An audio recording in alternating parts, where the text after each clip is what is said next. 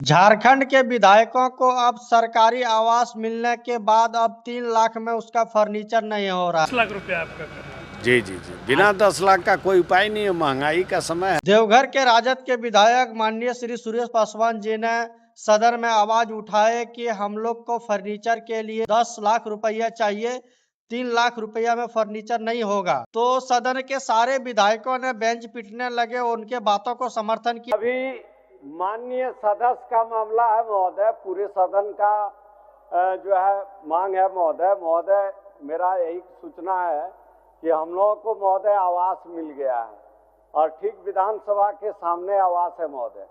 सभी माननीय सदस्य कोई चौकी पर सो रहे हैं, कोई बेंच पर सो रहे हैं महोदय। हम लोगों को जो फर्नीचर के लिए 3 लाख रुपया मिला है महोदय, उससे कुछ नहीं होगा महोदय, उसको 10 लाख तक किया जाए, पूछ लिया जाए, सभी माननीय सदस्य से पूछ लिया जाए महोदय, बात भी सही है। और वित्त मंत्री अध्यक्ष महोदय सरकार उसको फिनिश करा दे, हम लोग से कुछ राशि ले ले, सरकार करा दे। हो गया, सूचना आ गया, वित्त मंत्री के संज्ञान में आ गया बात, अब होगी। देखिए बात सही है, सभी माननीय सदस्य का मामला है, एगो सुरेश पासवान का मामला नहीं है। तो सभी माननीय सदस्य का जो है सुझाव था और डिमांड था, इसीलिए मैं सदन के माध्यम से माननीय मुख्यमंत्री महोदय और हमारे दल के जो है वित्त मंत्री महोदय, अध्यक्ष महोदय के माध्यम से हम लोग यह प्रस्ताव को रखें कि आवास तो ज़रूर मिल गया है लेकिन फर्नीचर का व्यवस्था नहीं हुआ है।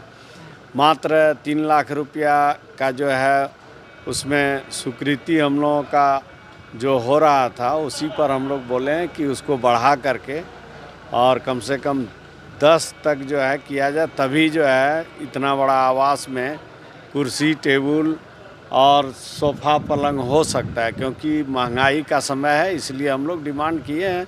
अब निर्णय तो लेना है माननीय मुख्यमंत्री महोदय को और अध्यक्ष जी को और वित्त मंत्री को। लेकिन एक विधायक ऐसा है जिन्होंने इस बात को बाइकआउट करके इनके खिलाफ आवाज उठाया, वो है टाइगर जयराम महतो।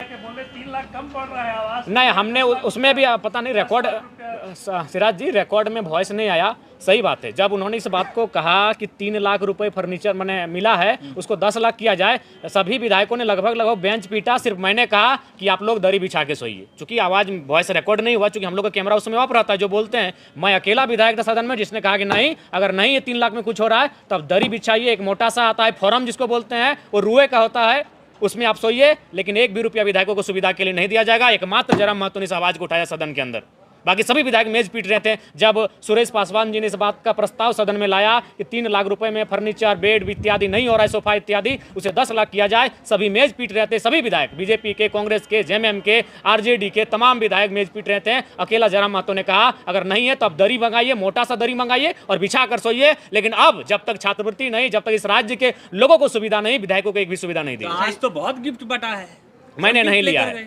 मैंने नहीं लिया है, आपने भी देखा होगा, मैंने नहीं लिया है। अच्छा, ये जो आज ग्रामीण विकास में आपकी सोच हो सकती है ना, सामान्य तौर पे जिस वर्ग से विधायक आ रहे हैं, अगर वो आराम से सोना चाहते हैं तो इसमें इतराज नहीं। तो अपने लीजिए ना भाई, 2,13,000 की सैलरी क्या करेंगे?